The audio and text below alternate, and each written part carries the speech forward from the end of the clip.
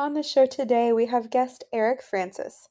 Erik Francis is an international author, educator, presenter, and professional development provider with 30 years of experience in education.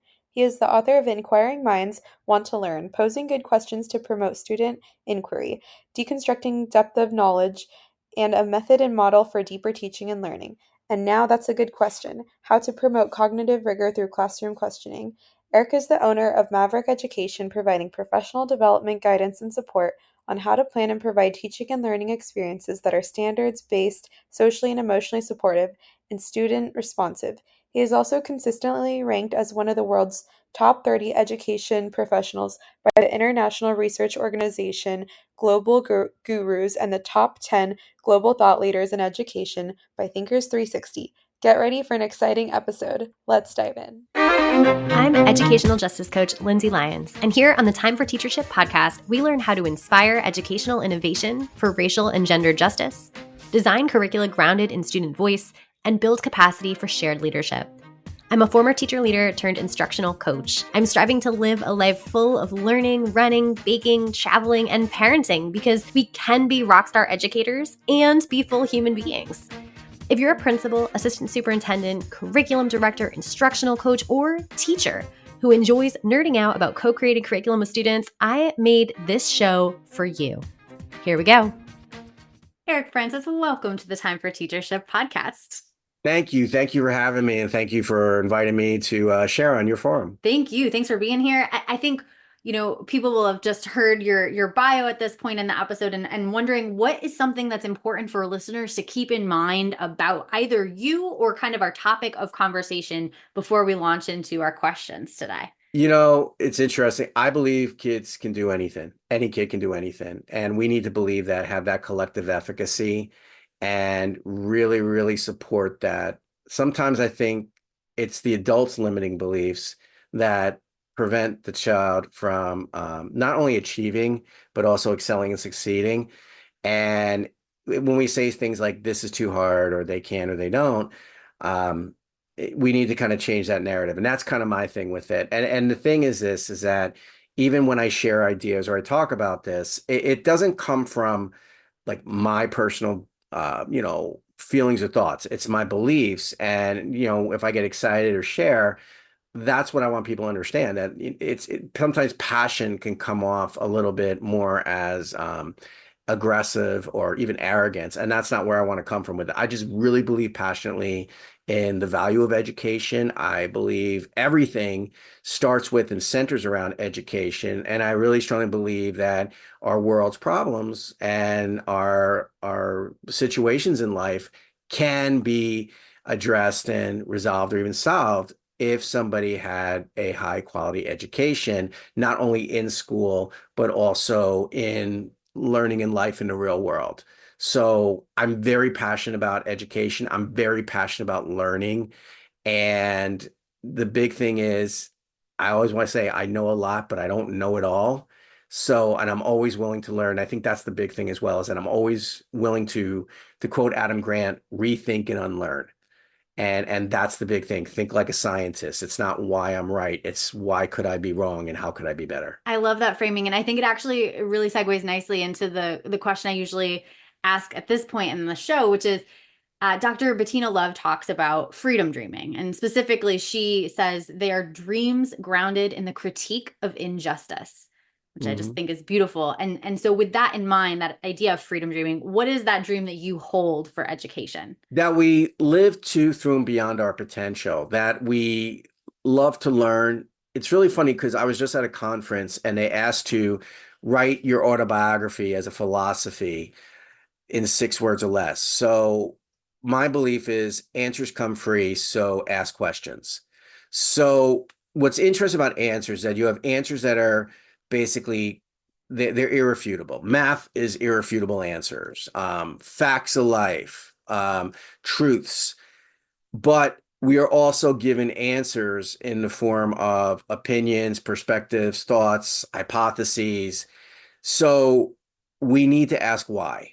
And we're not asking why. And we need to ask why, not from a challenging standpoint, but from a curiosity standpoint.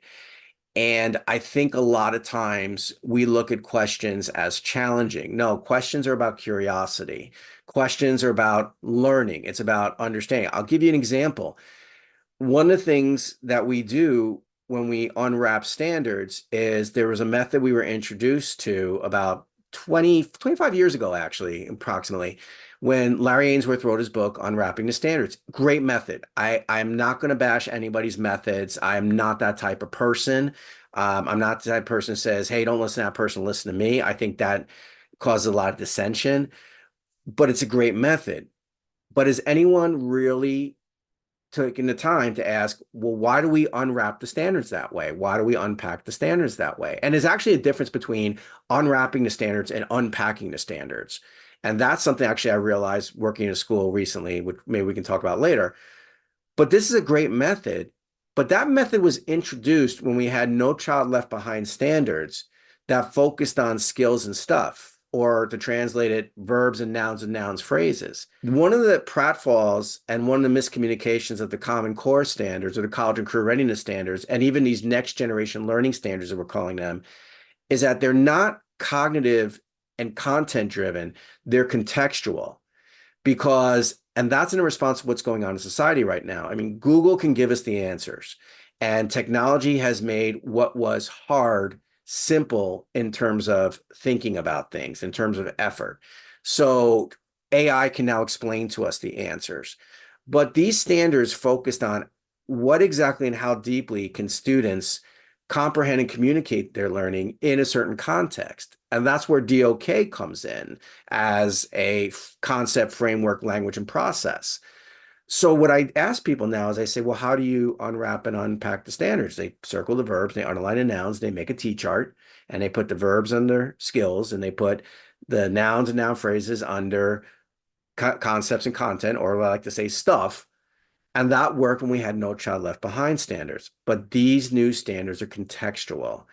And if no one asks why, if no one asks, what do you mean by this? If no one asks, has conversations and says, hey, you know what? You're right, but why?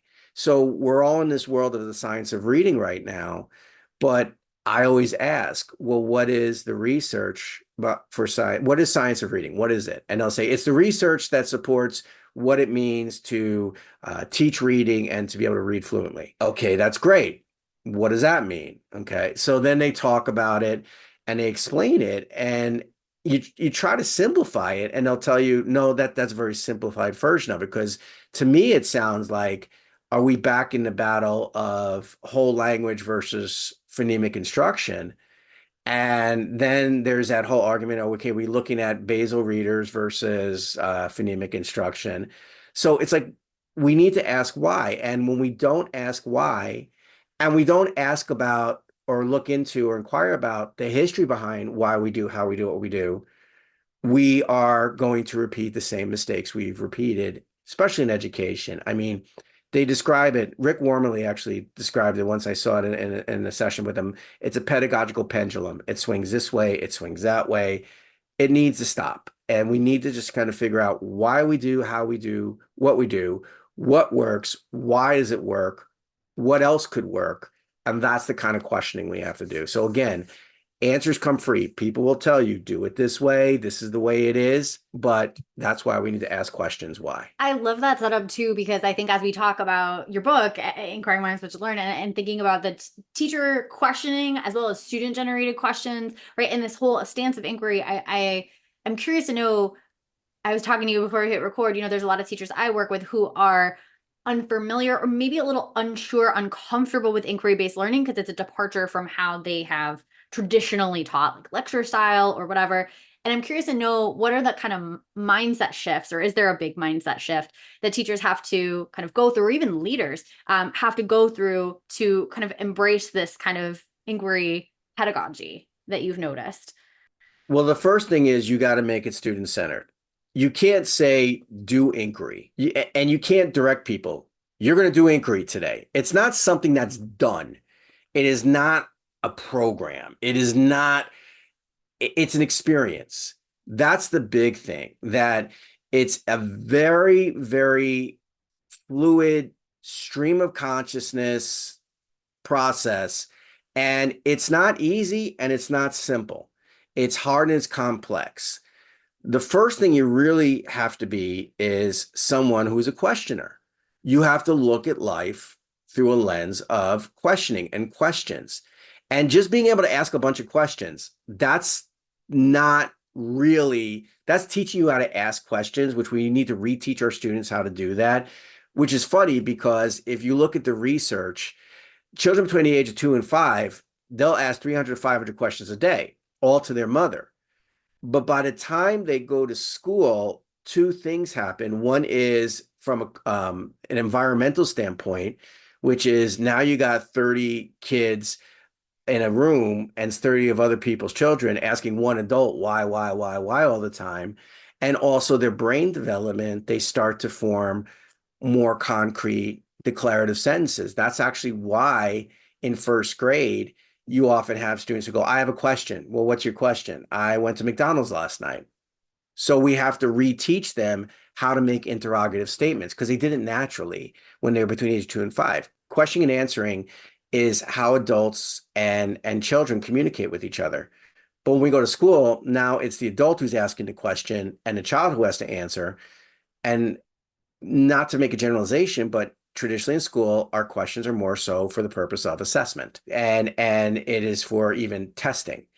And we need to make our questions about teaching and learning. And one of the things I say is that if I ask you a question, I don't expect you to give me an answer. If you can, great. And if you can, I'm going to ask you, well, what do you mean? Or you're right, but why? So if you're correct, I'm going to ask you're right, but why? And if you need further clarification or you might need to self-correct, I'll ask you, what do you mean? So that's the first thing is that you have to be a questioner. You have to be able to trust to turn it over to your students. And that's a really interesting thing. Like I sometimes hear teachers say, I'm really afraid to turn it over to my students because they'll get off task, they'll get out of control. Well, I'll tell you, I do classroom observations, and when I see teachers who are lecturing and I see teachers who are instructing, and they're instructing great, but there are still kids who are off task and out of control. And they may be looking spacing off, or they're doing something else, or the teacher's teaching, and you have that child who's engaging in a conversation, or maybe they're the ones who are more the louder students in the class. Now it's not instruction, now it's conversational, and you got 28 other kids who are just spacing off. And so that's the thing. And what we also need to do is it's important to transfer the instruction to the child as a learner. And that's where DOK comes in, because I say as DOK 1, they're a student, because you're just asking, what is the knowledge? What is the skill? What is the answer? At a DOK 2, now you're asking how and why can the knowledge or skill be understood and used? So now I'm taking my items in my book or my information from my text or items from my textbook, and I'm using that as examples to explain how to use the knowledge or skill. At a level 3, and that's where the student becomes a teacher. That's why I say DOK 2, the student becomes a teacher. Can they teach it to somebody else? If they had their own YouTube video, if they had their own DIY channel, they had their own talk show, could they basically explain why they know how they know what they know? DOK 3, you're asking how and why could the knowledge be understood and used? Now you're talking about evidence. Now you're thinking like a disciplinarian. Now, like, this is the theory, this is the hypothesis, this is the thought process, this is the outcome, this is the argument. What is the evidence that supports that? So how can I justify and verify with evidence, or how can I consider, conclude, and critique based on evidence? At a DOK 4, you're asking what else can be done with the knowledge or skill, or how else can the knowledge or skill be understood and used? That goes and now encourages the students to explore and extend for an extended purpose, and often over an extended period of time. You're not going to capture that in one classroom setting. So those are the essential questions for depth of knowledge. You're asking, what is the knowledge? What is the skill? What is the answer? And the kids are going to either answer correctly or incorrectly. At a level 2, now you're turning over to the student becomes a teacher. How and why can the knowledge or skill be understood and used? You have to either establish and explain or express your answer with examples. And that's why I call DOK 2 actually the SEL level, because that's where you're getting into more of the opinions, the emotions. At a DOK 3, it's how and why could the knowledge be understood and used. Now you're examining, explaining with evidence. And when I say examining, it's not just thinking critically, it's thinking creatively. At a DOK4, it's what else can be done with the knowledge, or how else can the knowledge be understood and used. Now you're going beyond the classroom. You're going deep within the subject area. You're going across the curriculum. You're going through multiple texts and topics and connecting and comparing them. And you're doing author studies and genre studies, and you're looking at the impact of history on the past, the present, and the possible future. And what you're doing is you're exploring, extending with examples and or evidence. But what distinguishes that is that this is going to take an extensive period, and it's also for a very extensive purpose. I love that you just laid that out because I there's also so many really helpful visuals in your book that really are kind of like crosswalks of a bunch of different frameworks and like integration into question stems. Super useful. People who have not read the book need to buy the book. And then I also think there's so many applications from a teacher lens. Like here are kind of the different ways I thought it would be helpful to a teacher. One, your book really has, in just what you described there, like laid out for folks what are possible like unit questions, like whether you call them essential questions, or I usually call them like project questions because I usually do like a project based like application kind of thing. So I really want to probably be in like DOK 3 or 4 for like this project question where you're applying, and please correct me if I'm wrong. Whereas like, you have these other points along the way where you're at the lesson level or something, or asking questions in these different spaces. But then I also was just thinking about, student generation of questions as well. And you specifically talking about like rapid fire questions versus like the QFT. And I know a lot of teachers right now who are trying inquiry are getting hung up on the QFT stages, and they feel a little too constrained for students because the students are so fearful. As you said, I have a toddler, and I tell you, he's probably at the extreme end of the 300. I'm like, yeah, maybe 600 Mhm. questions a day. And that is like totally gone by the time they hit even elementary school, let alone middle or high school. And they are fearful, or they're expressing fear to their teachers that I don't have the right type of question. My question is wrong somehow. And so therefore, I'm just not going to ask it. And so Right. sometimes I feel like that QFT almost pigeonholes like there's a right or a wrong or a, whereas your approach, I think, is a little bit more freeing. I don't know if I'm understanding that correctly. No, you are. And, and the QFT is great. I mean, I quote John Hattie. I paraphrase it actually, because he didn't really say it like this, but like, everything works, but everything doesn't work for everybody.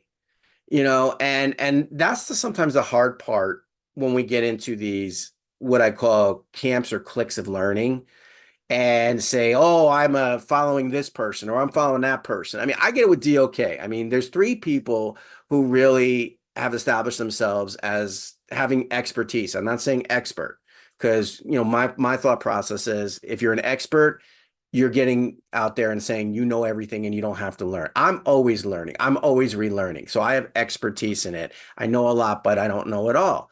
So there's three of us. There's Norman Webb, who created the concept of DOK. There's Karen Hess, who expanded it, and there's me, who's extended it. And we all have our kind of lens, and it's kind of like, you don't have to be loyalist, and you don't have to have loyalty to one way. And I think that's also the magic of teaching, is that there's more than one way kids can learn. So one of the things that was a misnomer about the Common Core was that they thought that all the kids had to learn how to do lattice math for multiplication. No, that's a way. If that works for that child, then that's the way. I just had a thing where I was working with a teacher, and she gave me this worksheet. And I said, what is this? And she said, this is to teach long division. I didn't understand the process at all. Maybe some student could, and that's good for them. And I need to introduce to them so they can find their way. That's true differentiation. I didn't get it. And I asked her, I said, where did you get this? And she said, I got it off Teacher Pay Teachers. And I'm like, ooh, because then that becomes not so much a method. It becomes more so like a mantra, or even Canaan, that this is how, and that's sometimes how the textbooks. So we went to the textbook, and it was about teaching long division again. And I'm looking at this assignment, and I'm looking at the instruction of it. So the problem was, there are 345 students in the school. There are 15 classroom. Each classroom has the same amount of kids. How many kids are in each classroom? So the traditional method, what you would do is you would take, 15 and divide into 345. The curriculum goes into this thing where first you have to turn into a multiplication problem. 15 times question mark equals 345. Then you have to do multiples and factors of 10. to find out what's the closest number. So it's teaching estimation for division. And you go 10 times 15 is 150, 10 times 2 is 300, 20 is 300, 10 times 30 is 450. So now with estimation, I know my number is between 20 and 30. Now what I need to do is I need to subtract 300 from 345 and I get 45. Now I need to divide. Is your head hurting yet? See, and that's the whole thing. Now I'm looking at it going, what is this? But I looked at it from a question lens, and the question lens is not so much how do I solve that problem, but what's the process it's teaching me. So looking at it to say that, okay, so here's the process. First thing I need to do is turn the problem into a multiplication problem. I wouldn't probably say 15 times question mark. I'd probably have the child pick their favorite letter or the first letter in their name so they can learn algebra. Then the process is, okay, so with estimation, I have to multiply one of the factors by multiples of 10 to find out where that product is between. And then that will tell me, once I find out, that will tell me what the 10 could be for one of the factors. And then I have to do, so that's the thing, is that looking at that with that questioning lens. And, to say the QFT, it's very structured, and some kids need that. And it's a really great way to brainstorm with it and bring it back. And it really is great to teach questions, but again, it's very structured. What I do with rapid fire questioning, where you'll show a prompt or you'll show a stimulus and you say, what does this mean to you? What stands out for you? What are you not sure about? That's rapid fire questioning. Another thing I do, and it's funny because we were talking earlier, because we can talk about what we talked about behind the scenes too, is that when you write a book, you write it and then it captures your thinking at that time, but you learn since then. So one of the things I'm doing for reading comprehension is that you put a segment of text up there, or you put something up there, and you say, what is this telling you? What does it mean to you? What stands out for you? What are you not sure about? And what are you curious about? So, and I'm doing this with teachers to say, okay, here's what the textbook says about what a ratio is. And they read it fluently. DOK1. Great. What is it telling you? What does it mean to you? What stands out for you? What are you curious about? What are you not sure about? Hi, this is Leah popping in to share the freebie for this episode. It's a video titled Deconstructing Depth of Knowledge. Discard the DOK Wheel. You can find it at the blog post for this episode, www.lindsaybethlyons.com/202. Now back to the show. So let them talk, let them speak, let them, basically discuss it, let them kind of process it. And then you bring it back to say, okay, so what stands out for you? And maybe there's a phrase to say ratio is a part of a whole. Okay, what does that mean to you? It means this. So what is it telling you? A ratio is a part of a whole. Okay, what else is a part of a whole? Fractions. So could fractions be ratios and ratios be fractions? See, now, what are you not sure about? And now, and how can you phrase that to me as a question? Now, what you're doing is you're having the students using their questions to basically build the foundational learning experience, which I talk about in my book, and also build the vocabulary knowledge and background knowledge, and it comes from the student. And most importantly, what you want is you want to be able to, the student to be able to answer that question. We need to have the kids talking more.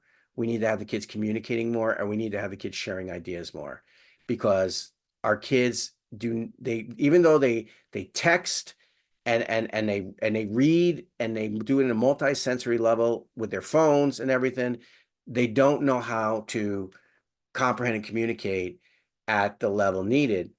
But at the same time, they still can think about it, because you ever sat with a child and you give them a Robert Frost poem and you give them a Shakespearean sonnet and you say, what is this inferring or suggesting? They don't connect to it. But you give them a Taylor Swift song, oh, they'll tell you the whole story, and they'll tell you who it's about and what that line meant and how that line insulted this boyfriend. So they do have it.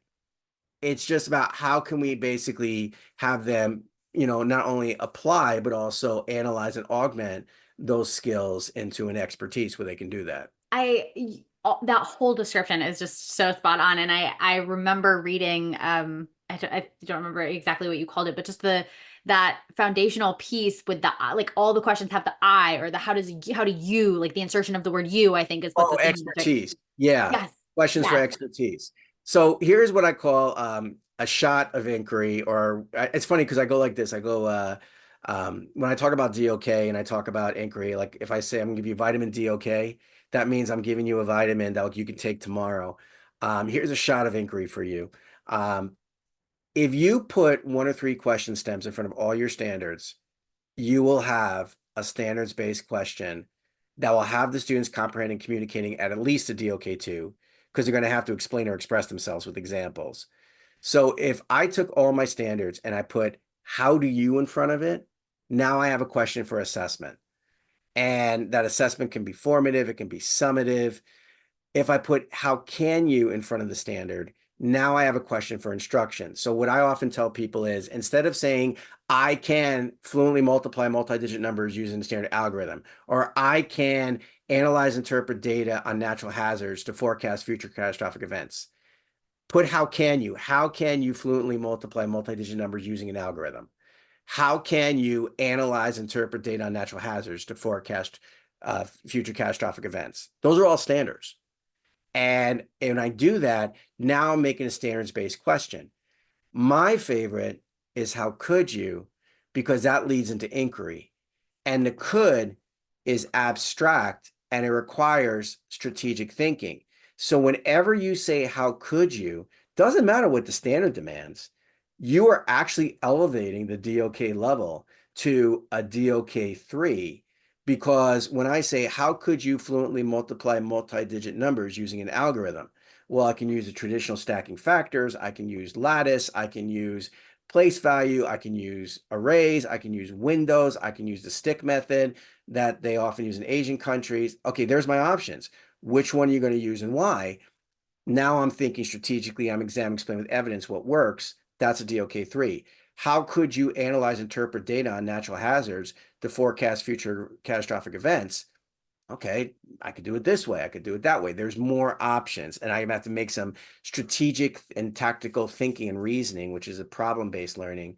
So again, here's a shot of inquiry. Take all your standards, put how do you for assessment, how can you for instruction instead of your learning targets. No, I can or we will be able to. How can you?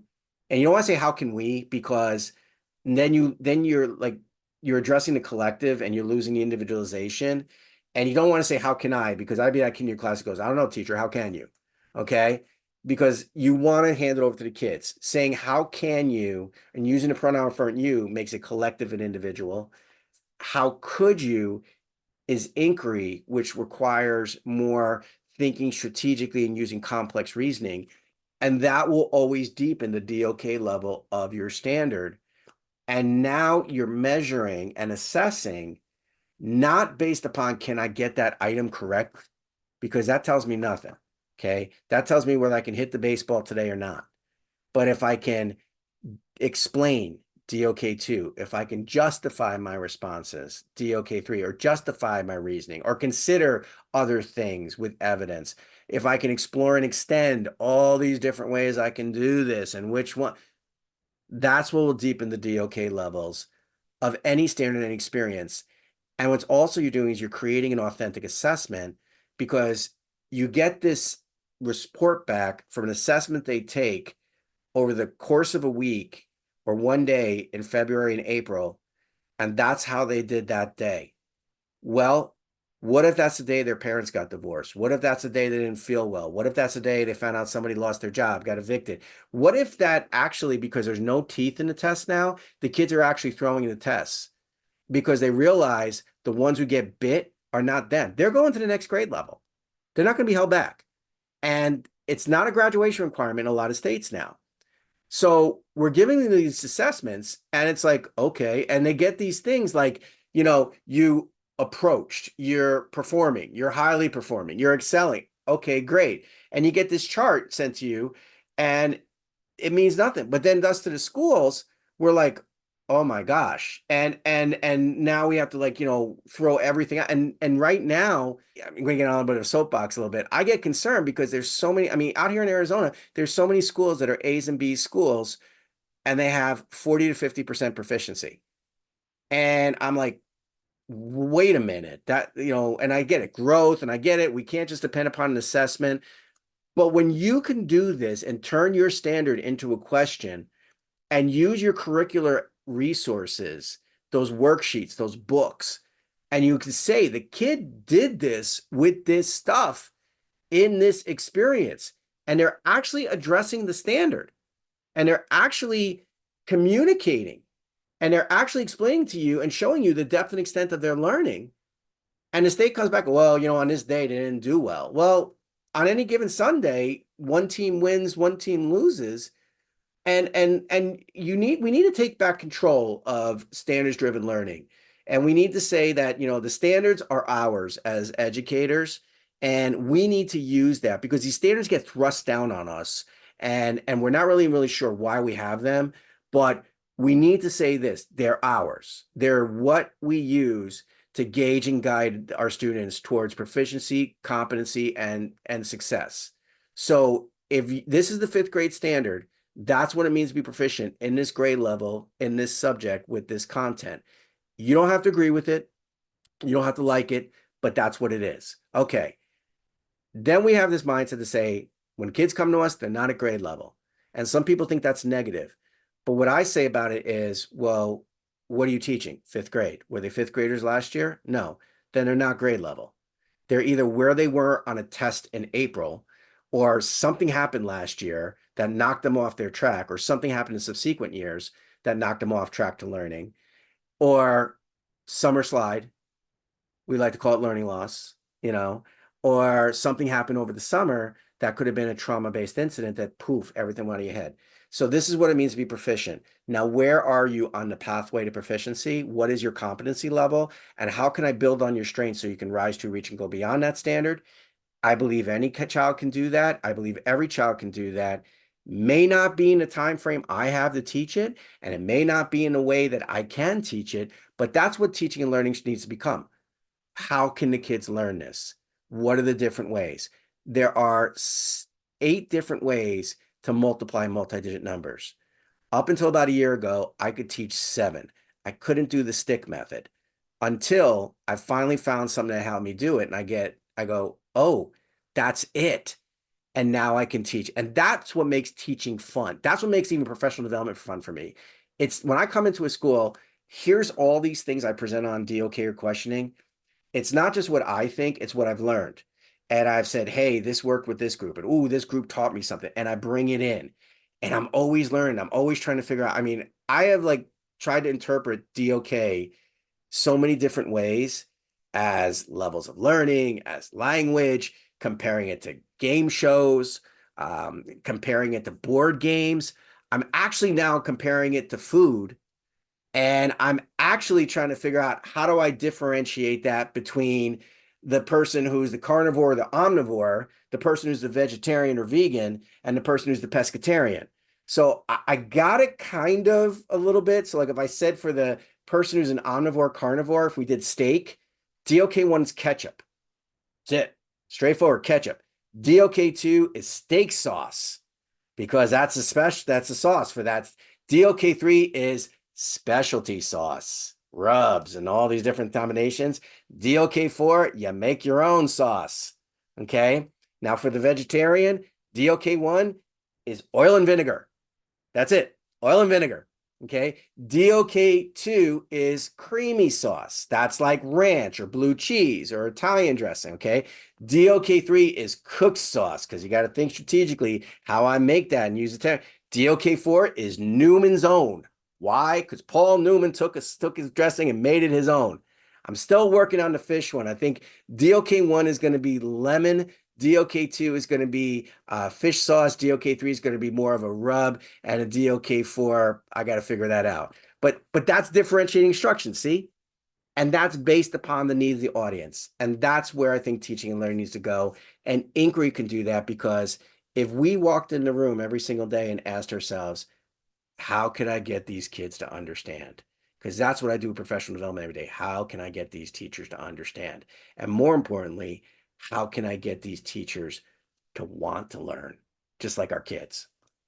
Yeah, I think that motivational aspect is so important. And I feel like we answered kind of the question I was going to ask next of like the kind of one next step, as you said, like the shot of inquiry. It could be that you just take your standards and it's like, how could you, right? That's huge. That is a huge game changer for teachers listening.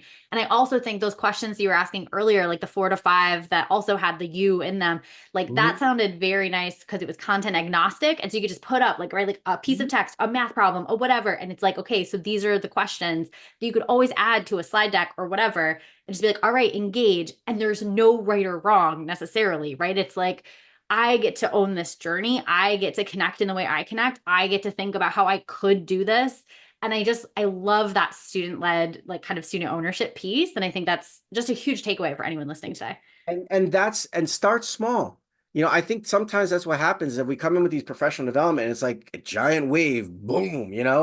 What I tell even schools with DOK, I say start small. So like if I'm working with a school for DOK for a year, or if I come in one and done, which I really don't like to do, be honest. I understand it's a necessary thing sometimes for finances and time and human resources, but it's not the most effective way. So I always say, what can I do to that they can walk away and do something tomorrow? So pace yourself. So let's say, for example, you want to ask question. Look, telling people to ask better questions or good questions is like saying, now go paint the Sistine Chapel on the roof of your class and the ceiling of your class. It takes time. You got to learn. You can't just be Eddie Van Halen just by picking up his guitar. Or even by buying my book. It's like take time. Start small. Take all your standards. Put how do you, how can you, how could you? Great. What's going to start happening is like, I can ask a better question than that. And with DOK, even I say, don't worry about worry about what the standard demands, because delivery intensity or instruction depends upon the demand, the standard, and the strengths of the student. But if from a learning standpoint, just get the kids to explain why they know how they know what they know. Start by saying every kid, every time they give an answer, you're right, but why? And I'll tell you, the ones who struggle the most, they're going to be the gifted kids, because the gifted kids have a hard time explaining and justifying. They're already at DOK 1 because they can answer it, and they're at DOK4 because they can extend and explore it.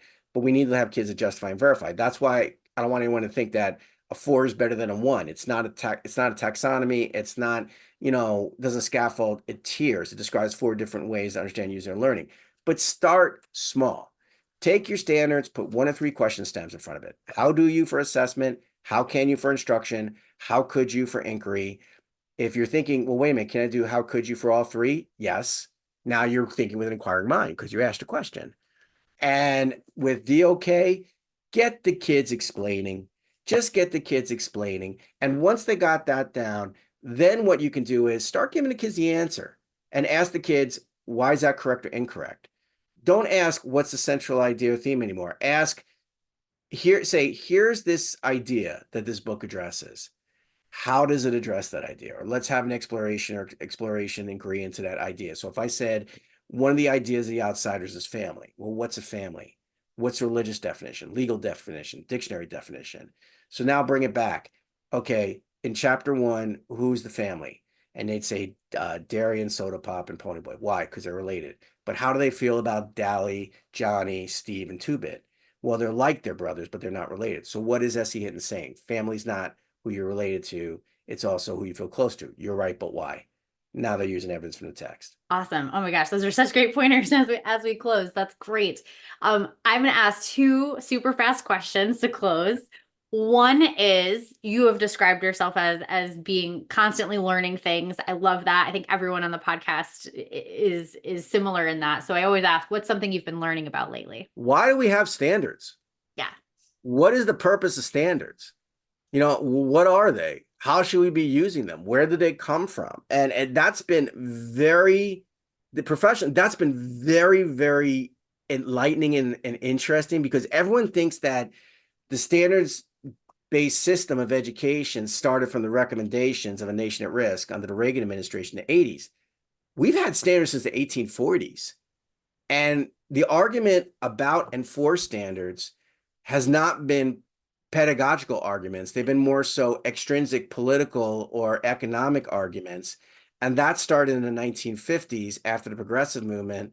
And it's really funny because I read a book, Jed Amal's book, I think it's his name, and he talks about how that it started after World War II that outside forces started criticizing education as a system and profession for the first time in American history. And that's where we ended up getting three crises. The crisis of standards, which was in the 50s, because it was after the progressive movement, and we weren't really sure what exactly the kids need to be learning. And then the crisis for standards because of content, that's where you had more of the push of math and science and foreign language in response to Sputnik and the Cold War. In the 60s, it was about the crisis of equity, where with the integration of schools and making sure that, everyone is, focusing on and respecting identity and making sure that, there was diversity and inclusion. And then there was the crisis of efficiency, which happened in the 70s, which is our education system just went downhill. You know what actually was really fascinating that I did not know this because I was a child at the time. In the 70s, there was actually this debate of family versus school. And there was actually this philosophy that school does not matter. That there was a research report, I think it was a Coleman report, that said the bigger impact on a child's life and success is what happens in the home, not in school. So with that attitude, it was like, well, if what we're teaching in school doesn't matter, then why should we pay attention? Well, that was the result of it. But I think it's kind of fascinating because it's like to understand the present, you got to understand the past because we're still having those debates. And the debates are, you know, family versus school with the whole thing with empowerment scholarships, with the whole thing about the homeschooling movement. It's that parental rights, who has more so the deciding factor and the deciding influence of a child's education. And it's really interesting because in the 70s, it wasn't so much a battle, it was just basically a cultural shift. But now it's a battle. It's parents versus teachers. It's why is that book in the library? I don't want that book in the library. I don't want my kid to read that book in the library. Fine, that's your prerogative. No, I don't want any kid to read that book in the library. Okay, that's not your prerogative. But at the same time, with the school, we need to have this book in the library. Why do we need to have this book in the library? Because somebody needs it. Okay, well, what can we do to make sure that the process of getting that book, there's a process for it, some sort of guidance to say, hey, you may need some parental permission to do this or whatever. And I'm just throwing out ideas. I'm not, putting it out there to say what a mantra or practice is. But that's what I'm learning right now because I think education's in an existential crisis right now. We really don't know why we do how we do what we do, and we're just kind of going on and living, this unconscious thing about what are we supposed to be doing, and and it's really funny because that's what happened in the 80s, and what happened was politically, which wasn't supposed to happen because Ronald Reagan said, "I don't education belongs with the states. I don't want to get involved with it." Sound familiar? Um, and then he got forced to get involved in it because he realized, oh my gosh, we need to take some sort of active stance. And even though he didn't want to get to it, and even though he wanted even to shut down the Department of Education, he realized there was a need for it and necessary to come from a top down with it. But the problem with standards is standards have not been pedagogical; they've been political. And I really think that we need to basically, as educators, take back the standards and use them somehow and figure out how we can use them. And so you're asking me about what I'm learning. That's what I'm learning. Like, why do we have standards? And it's kind of like science of reading because the standards tell us what the kids need to know and be able to do. Okay, great. What does that mean? Kind of like science of reading. It's the research that says what supports reading. Okay, great. What does that mean? So that's what I'm learning professionally. Personally, I'm still learning how to play my guitar. You know, I'm not Eddie Van Halen, not may never be Eddie Van Halen. I'm a rock star in my own office. But that's the enjoyment I have. Awesome. Thank you for that. Fascinating things. So I think the last question is where can listeners learn more about you or connect with you? We'll link to the book in the show notes, but where else could people get a hold of you? Well, I have a website, maverickeducation.com. It's spelled Maverik. Don't go to Maverick. Just remember, I'm Erik Francis, not Tom Cruise. So it's Maverik education.com. It's named after my daughters, Madison, Avery, and Amanda, and my name. And I am a huge fan of Top Gun. So So on that site, you have all the information about my books, Deconstructing Depth of Knowledge from Solution Tree, Inquiring Minds Want to Learn, which is what we were talking about today from Solution Tree. You can contact me, schedule time to talk. There's a chat bot. There's also something there I'm developing. I'm turning my work into an artificial intelligence assistant, an AI. So imagine you can go on my AI and say, what are good questions students can inquire and investigate into this subject? And I'll list you those good questions. In fact, I encourage you, Lindsay, to use that with you and your staff. Right now, I have it in beta. You get free credits on it. At some point, I'm going to shut it down. So it's called Maverick Education AI, and that will help you with the questioning. So when you're working, because we were talking about you with your staff and who you're working with, take the teachers to that and say, what are good questions students can inquire, investigate into the Art of Confederation? Boom, it'll give you the questions. So again, Maverick Education, nocmaverick.com. I'm on Twitter right now at MaverickEDU12. I'm shifting over to Blue Sky. And you also can feel free to email me at Erik, E-R-I-K, at Maverick, M-A-V-R-I-K, education.com. Amazing. Thank you so much, Erik, for being on the podcast today. Thank you for having me. I really appreciate you providing me this forum where I can kind of share ideas. And, hopefully some people will take that and do some great things. That's what I kind of hope at the end of the day. Absolutely. If you like this episode, I bet you'll be just as jazzed as I am about my coaching program for increasing student-led discussions in your school. Shane Safir and Jamila Dugan talk about a pedagogy of student voice in their book, Street Data. They say students should be talking for 75% of class time. Do students in your school talk for 75% of each class period? I would love for you to walk into any classroom in your community and see this in action. If you're smiling to yourself as you listen right now, grab 20 minutes on my calendar to brainstorm how I can help you make this big dream a reality. I'll help you build a comprehensive plan from full-day trainings and discussion protocols like Circle and Socratic Seminar to follow-up classroom visits where I can plan, witness, and debrief discussion-based lessons with your teachers. Sign up for a nerdy, no-strings-attached brainstorm call at lindsaybethlyons.com/contact. Until next time, leaders, think big, act brave, and be your best self. This podcast is a proud member of the Teach Better Podcast Network. Better today, better tomorrow, and the podcast to get you there. Explore more podcasts at teachbetter.com/podcasts, and we'll see you at the next episode.